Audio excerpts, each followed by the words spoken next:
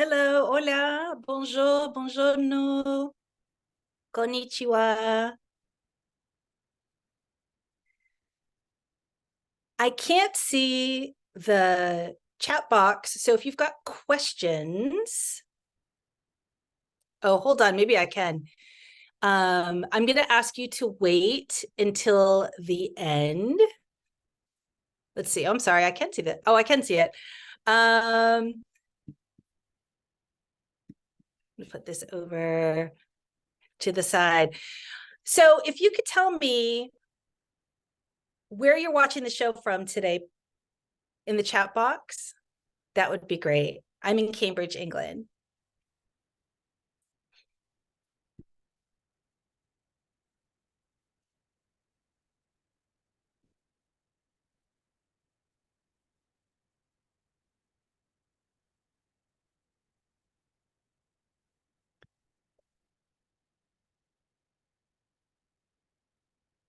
Hi, Miriam.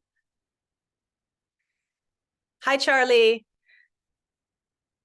Bonjour, Emily.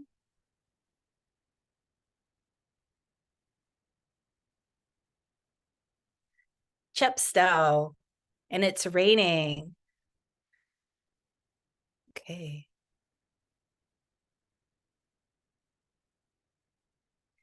Could you also tell us in the chat what language you teach and what level? Do you teach in a school, in an academic setting, a private setting, tutoring?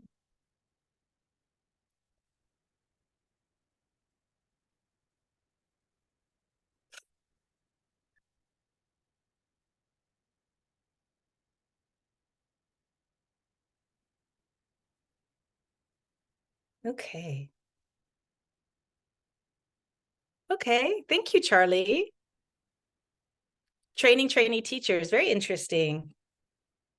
All right. So I'm going to not be looking at the chat box while I give the talk. So again, if you could type in your or save your questions for the Q&A, because I won't be able to get to them otherwise.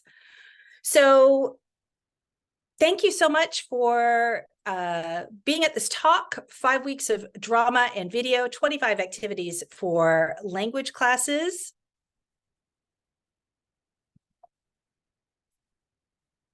So a little bit about me. My name is Janina Klimas, and I've taught languages for more than 25 years in 3 different continents. I speak 6 languages, but to be very clear, I speak some languages much better than others. And I share that because I think it's important to see ourselves as speakers of languages, regardless of where we are on that journey. I have a BA in theater arts and in foreign languages and an MA in the teaching of languages. And my book, Building Proficiency in World Language Learners, 100 plus high interest activities, will be coming out in 2024 with Routledge. So here's today's agenda. 3 major things. Why drama? 25 ideas from drama for your daily language lessons, and then some more resources to adapt and to work for you. So before we get started, I want to be very clear about one thing. I'm going to use the word task a lot. So all of these activities, any activity can be framed around a task. And what I mean by task is a linguistic task. What do you want the students to learn from what you're doing? And what do you want them to be able to do as a result of engaging in that task? So everything can be framed around that. So some of the examples I might give would be context that wouldn't be relevant to you, levels that wouldn't be relevant to you, but using these different activities, methods to help students master specific linguistic tasks that are relative to our course, our level, etc. So how can drama help students acquire and learn languages? Now, I use both of those terms together because it has some differences. So Language acquisition, of course, is that language we absorb naturally through reading, through speaking to people, through understanding messages at the end of the day. We learn all that vocabulary and grammar really naturally in context. Learning is deliberate, right? That learning are the specific actions that we take to become more proficient in a new language. And I think that those two together are I call them the perfect marriage. Acquisition is natural and effective, especially when you have high interest, compelling content, and learning accelerates that process. So you add the two of those together and you can make fast progress. So I will talk about those together often, sometimes separately, but I'm really talking about using those two things together. So drama helps learners acquire and learn words and phrases in the target language, in the new language. And once you learn enough words and phrases, you can transition to creating your own sentences and expressing thoughts. Drama brings words to life. That's what actors do. They take those black and white words on a page and bring those into life, into telling compelling stories. Drama helps us connect with others and our shared human experiences. Drama can help a student learn something so well that it sticks with them forever. Using drama regularly can help develop skills to read deeply and expressively. And drama also serves as a vehicle for high interest and engaging activities. So I want to talk briefly about activities to start class. I'm big on routines, and particularly with my lower level students, but also for higher level students, right? Students knowing what to expect, because that gives them the space to understand and practice their communication, because that's really what they're there for. So I'm going to talk mostly about activities, routines to start beginning level classes. So some of my routines that I use every day with beginners, with A-level students, are the calendar and asking them sort of similar questions. What day is today? What day is yesterday? The weather. What's the weather like? How are you? So they get all of this, numbers and greetings, etc., in context. So I'm going to talk about a couple of activities from drama to use in your, if you have them, your class beginning routines. So the first one I want to talk about are sound effects. And these work really nicely for absolute beginners all the way up to really advanced students. So currently, they're royalty-free places to get sound effects, YouTube, for your classes, and you can make a playlist. So an example of what this would look like in an absolute beginning level class is teaching greetings for the first time. So maybe you're teaching, good night in your target language. Turn off the light in your classroom. Everyone pretends to be asleep, and then you start playing sound effects, maybe a rooster, maybe an alarm clock, and then you're teaching those words and phrases through sort of repeating. Everybody's acting that particular scenario out. You might have, as you're teaching weather, put on a sound effect of rain or wind and have them say in the target language. For more advanced students, take whatever task you're learning and get related clips.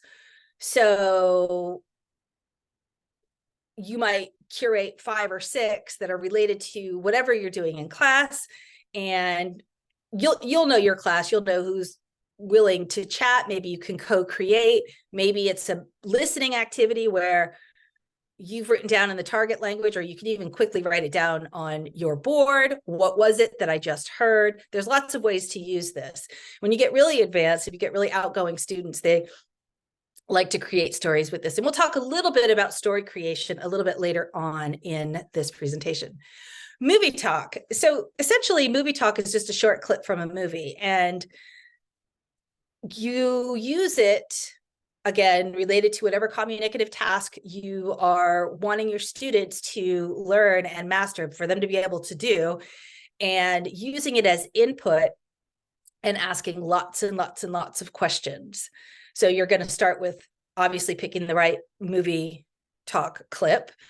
You're going to scaffold before and then play it and do frequent comprehension checks and lots of input where you're talking a lot about what's happening in the movie.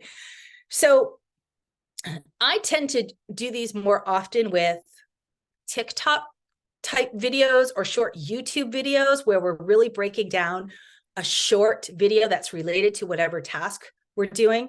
Another way that I like to use this is movie trailers from my target language culture. So surely French and Spanish, there are so many films that just wouldn't be appropriate for us to show in our secondary academic settings, but trailers can help introduce students to famous figures in the target language culture. So for example, in Spanish, Pedro Almodovar, he's made so many fantastic movies and he's this huge part of Madrid culture. Well, being able to share the trailers gives an opportunity to expose students to culture, which of course culture and language are inextricably linked, and expose them to that without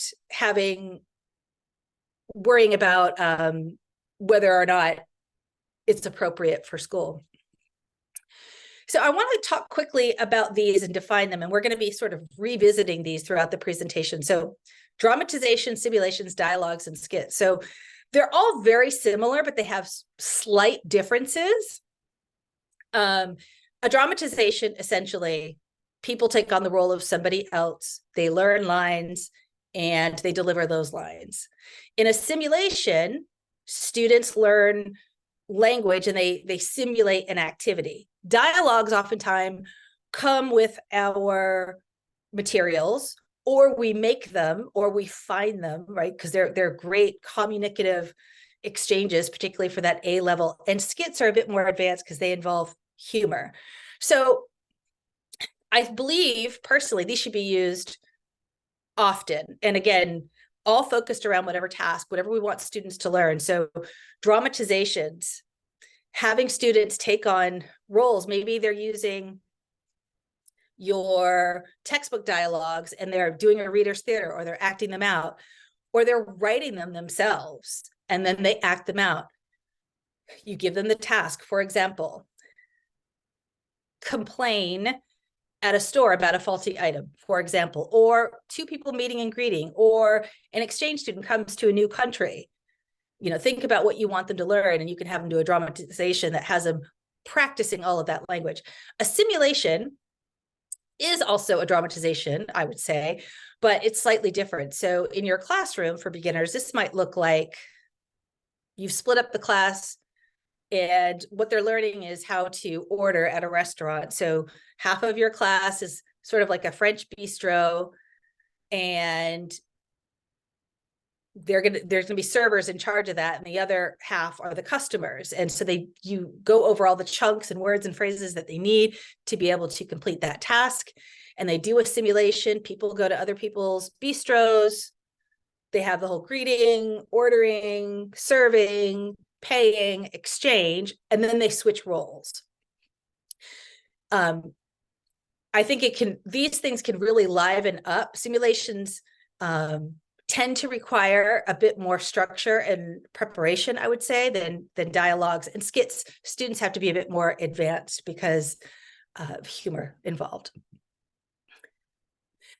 One of the things that learners get out of reading, of doing drama, is that they have to read. So if you see an actor, you go to a play, that actor knows that script so well.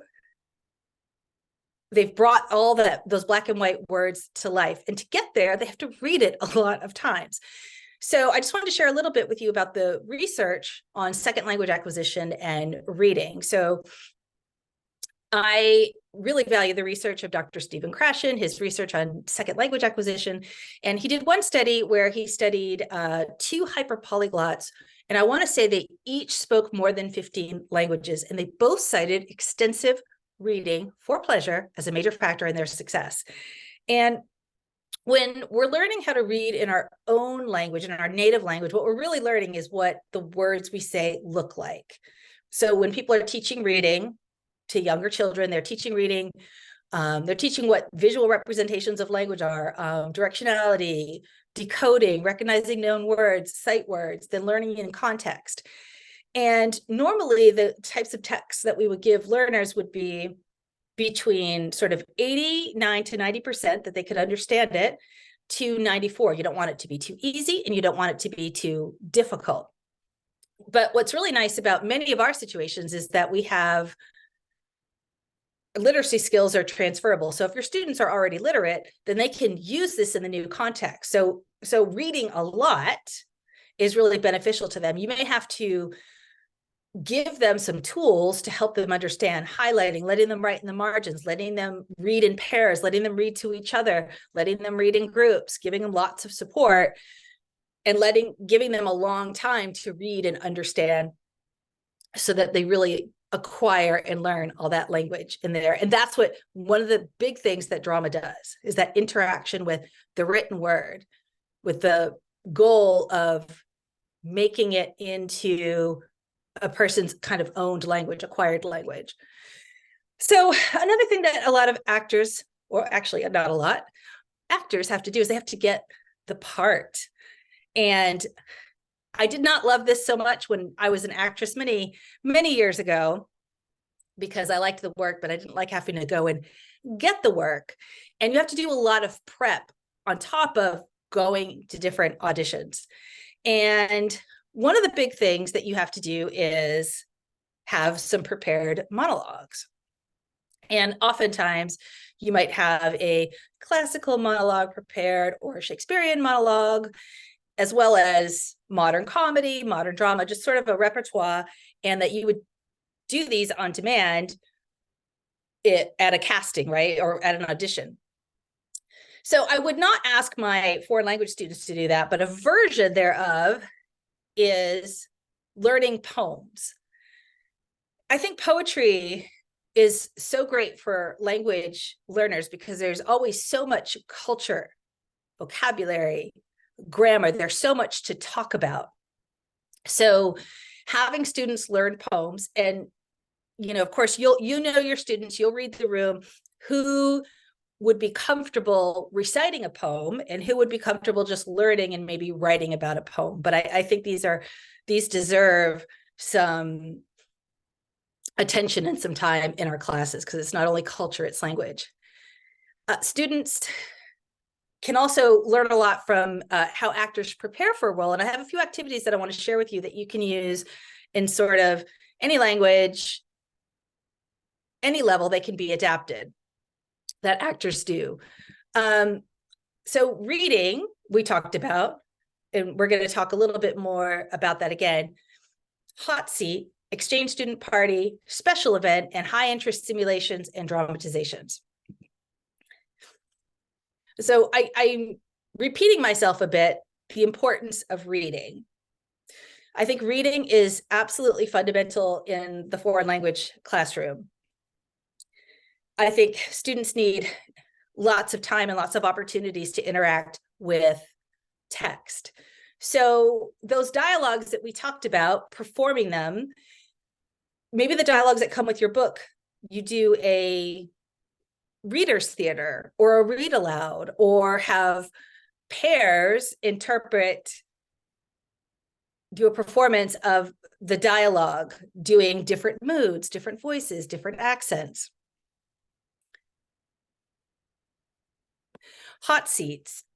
When you get a role, sometimes everyone in the play, all the actors will be required to sit in a hot seat where everyone else, the entire cast and the director, asks you questions about your character. And you have to answer as though you are that character.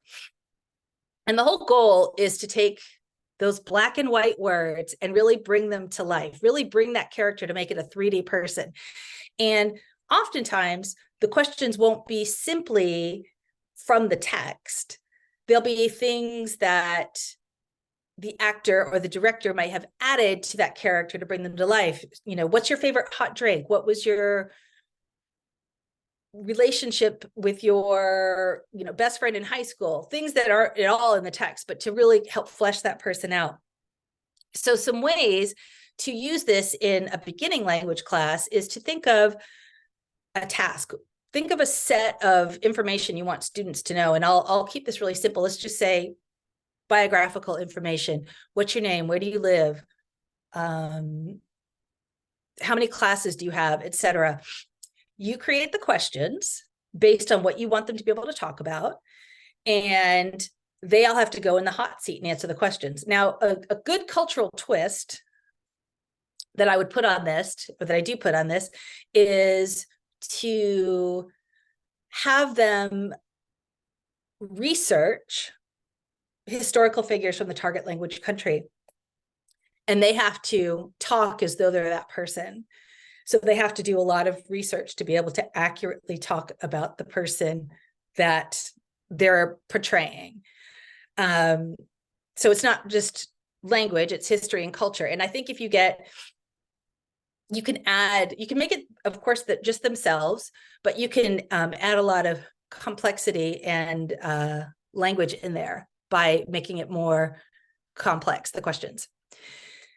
Another version of this is exchange student party. And instead of one student being in the hot seat, all the students would research the questions that you gave them. And in this context, exchange student party, the students might be all from, quote unquote, the same, or all living rather in the same place.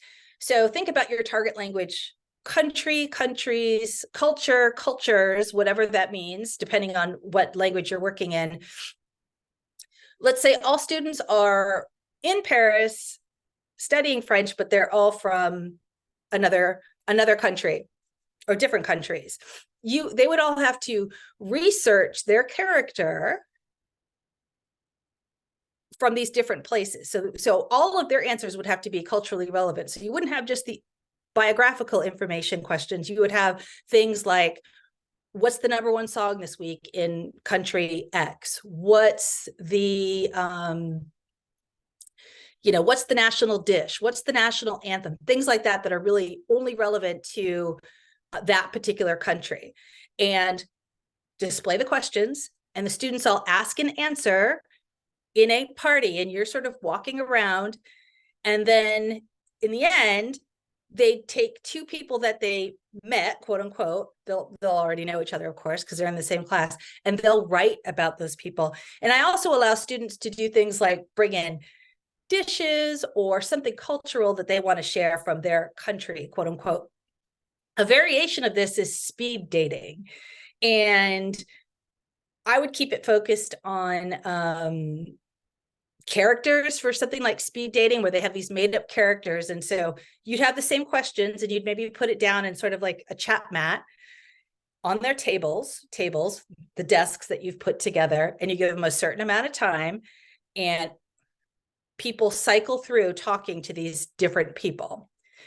So again, I wouldn't do it if they're just being themselves. I would have them have a persona, something fun, but essentially it's speaking, listening, writing, research, and learning about culture. For a more advanced class, I would probably, this one is called special event. And students would do something similar, but they would each be a famous figure from your target language country, historical figure.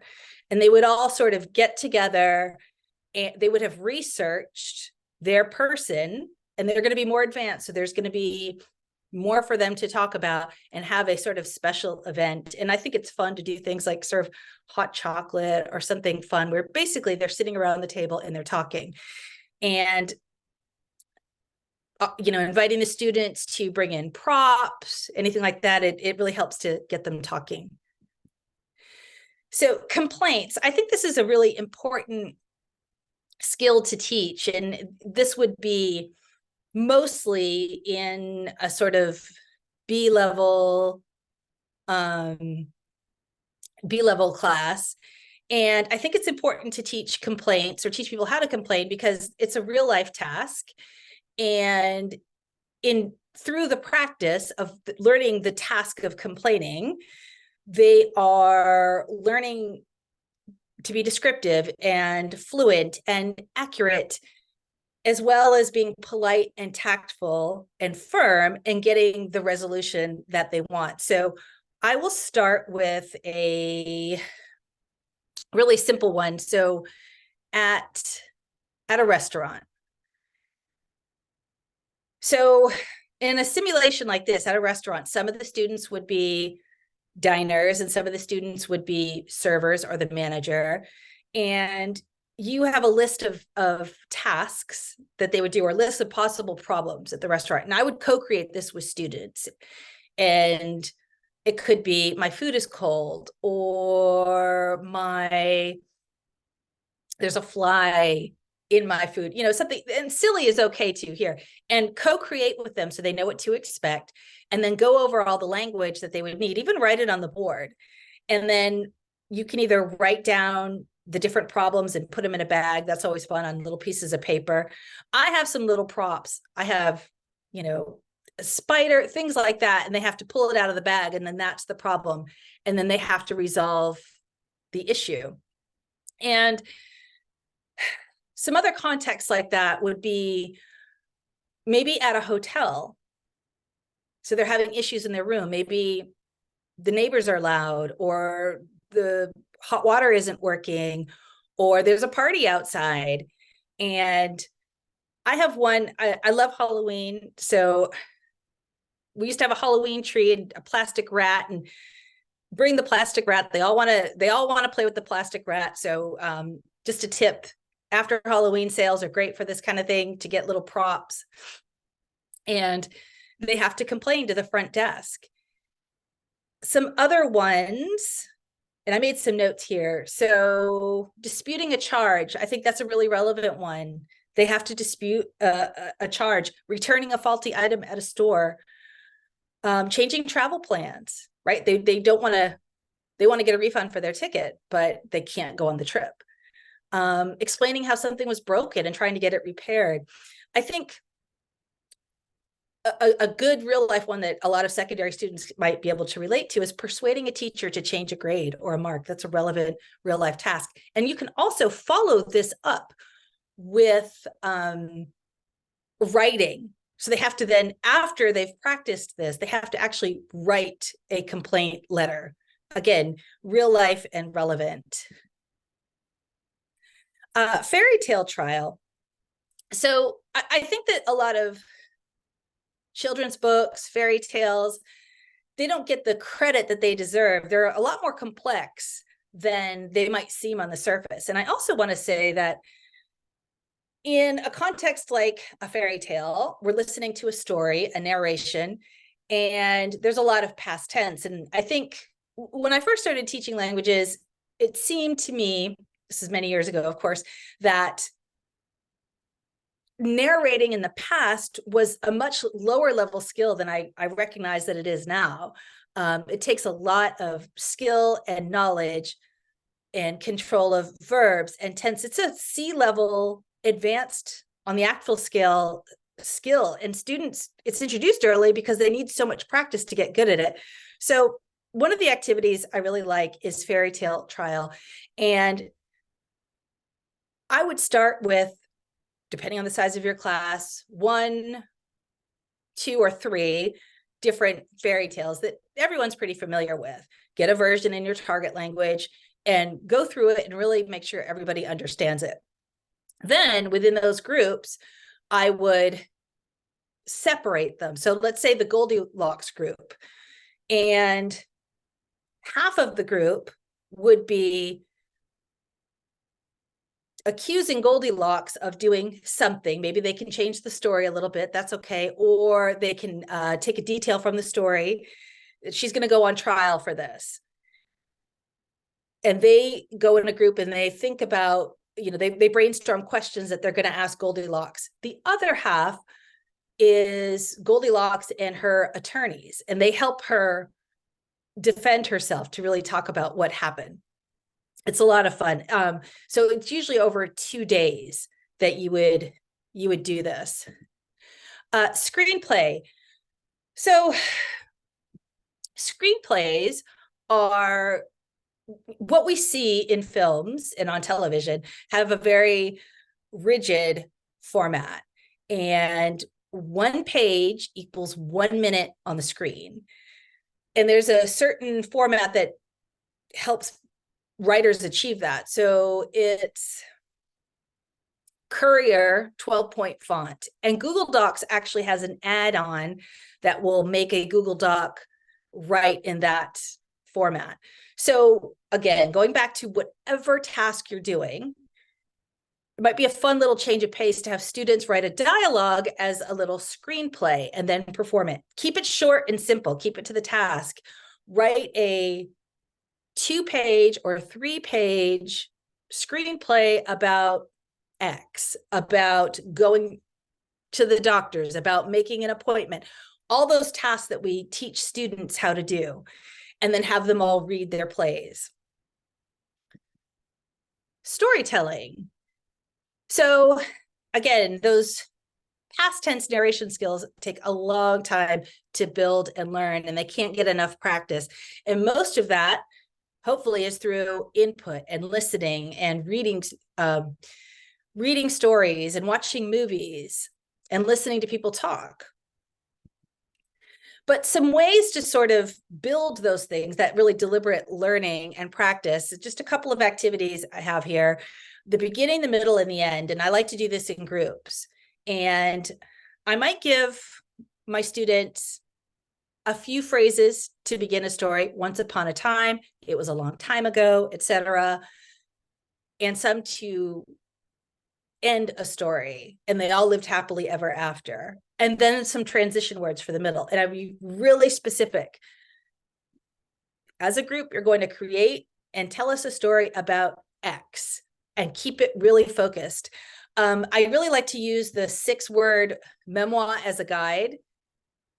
Make it 10 lines, 5 lines, 6 lines. That way the students don't get overwhelmed. Tell us about a story about something that happened on the first day of school, or tell us a story about, can be fictional, it can be true, but you're giving them those words and you're giving them really clear guidelines for them to practice narrating in the present and in the past tense. It can be either. And I think this deserves some attention, narration, again, because it's such a high level skill and requires so much practice. Whatever task you're wanting them to learn, have them write stories about it and ideally share them. And some groups, you get some real talkers and they're more than happy to write their story and share it. Others, not so much. They're a lot shyer. They're a lot more reluctant to do so. But whatever task you want students to learn, I would keep it focused on the word count. No more than 100 words. Tell us about X. And if you have a chatty group, they might choose to sit around in a circle and share these. A not so chatty group might want to draw a picture that goes with it, or not draw anything and just share their work on the wall, or keep it to themselves. But the whole point is that they're practicing. Subtitles. This is, in this activity, put students in groups and give them the task. Write a dialogue, dramatization, mini play, whatever you want to call it, about X, whatever it is that you want them to learn and master through the activity. And this would start with students would act it out, and then the class would give it subtitles, and you'll be able to judge. So they might act it out without saying anything, and then one of the people from the group might share what actually happened in the story. It depends on the level and where students are. And then after the students have seen and or heard it a couple of times, the rest of the class, they have to provide subtitles. So then it gets performed again with the class saying what their lines would be. So essentially it's creating a story, pantomime, the other students write the story and retell it. Movie reviews. If students might take a movie that they've seen at home, and they might, you know, on Netflix or on the BBC, and literally write a review. And you might have to go over what this looks like, be focused on the word count. Tell us about a movie that you liked. This is a great activity to build proficiency. If you're lucky enough to be able to have movie night, I say movie night, but really it would be movie over a couple of days. You're very lucky. That's fantastic. I think the key is ensuring that it's active. But what I've found over the past few years is there are a lot of teachers sharing activities to do with Netflix and Amazon Prime movies online that you can purchase, questions and answers and activities that go with them. I think as long as students are active, even if it's simply they have to rewrite what happened in the movie, and I think that's a really valuable activity. I want to share a few activities from short form videos for learners. And before I begin, I want to be really clear that I know not everyone has a phone, so it might not be appropriate. All of these activities can be adapted to a learner just telling you what it was, or a Google slide where they find an image and they narrate it. So it's not confined just to phones. There are different ways to do some of these things. So let me share with you just a sort of TikTok length video, a short video, and the learner was to talk about what's in their refrigerator. You can be really focused. Tell us about 10 things that are in your refrigerator. Ciao a tutti, in questo video andremo alla scoperta del mio frigorifero. Allora, innanzitutto possiamo vedere dei dolci.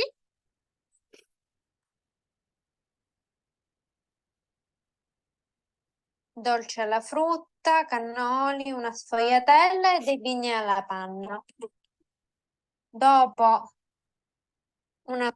So you get it. It's the specific task. Tell us about X, the thing that you're learning. So some ways this might look in a beginning level classroom. Tell us about what's in your backpack. Talk about your family. What did you do last weekend? What did you do last vacation? Talk about yourself. Show us what's in your closet.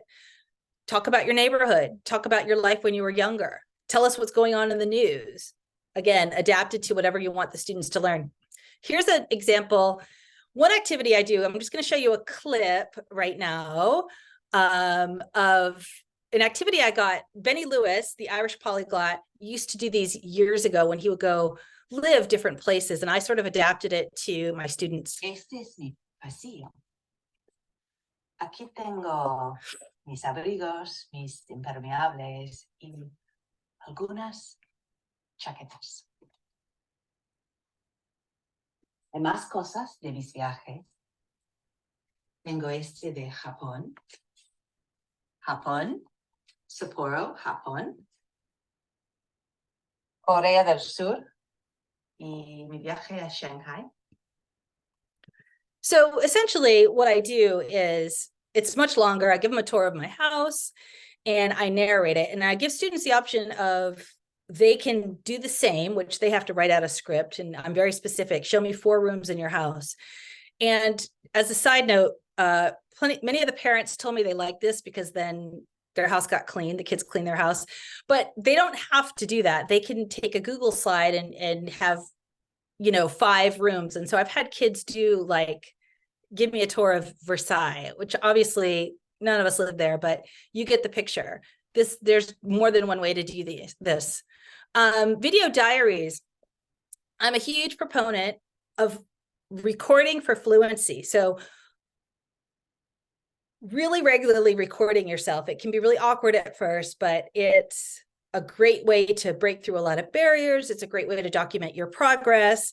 And having students do these is a great way for them to do so as well. You give them the task. And I have some tasks here. again, this is going to be totally adapted to what you want them to learn, what you want them to master.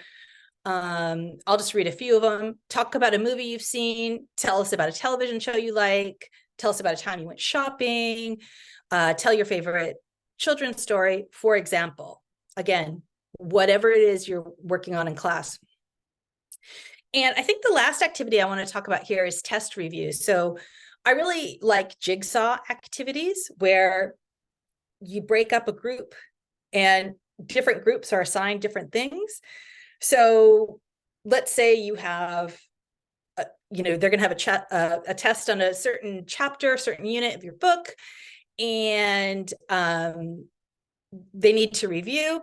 You assign out different topics and tasks for students to make a video reviewing, and then everybody can see the videos, putting it all together.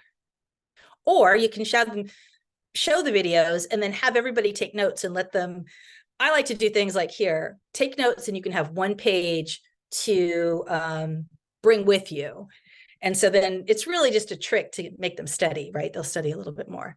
So lastly, though, any of these activities, you can make a puppet show, and you don't need a big fancy puppet theater. You can even make your own puppets, but students might look a little unhappy at first when they see the puppets, but I find they tend to get really into them. They get out of their shell, they have fun. The sillier, the better, because then they let their inhibitions go and they just focus on the performance. So any of these activities, they want to do it as a puppet show. They tend to enjoy it, even if they think they're just being silly. They have a good time doing it. So then they're engaged and they're learning. So all of these things, any dialogue, simulation, task, can be done with a puppet show. So questions. And so what I'm going to do, actually, I'm going to open up the chat. Lorenzo, yes, Sicilian. Valentina is Sicilian. Miriam, okay, so you teach English to German pupils. So any questions and answers you might have? I think we have a couple more minutes before we end. Yeah. Yeah.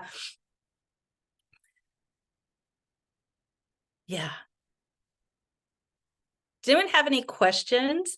I'm going to go to the next screen, and let's move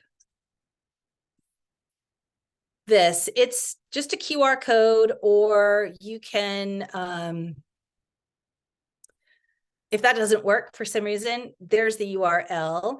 That's my 5 weeks of low and no prep fun free ebook, where I share some of these activities and some other ones as well. And they can be adapted to different languages and different levels.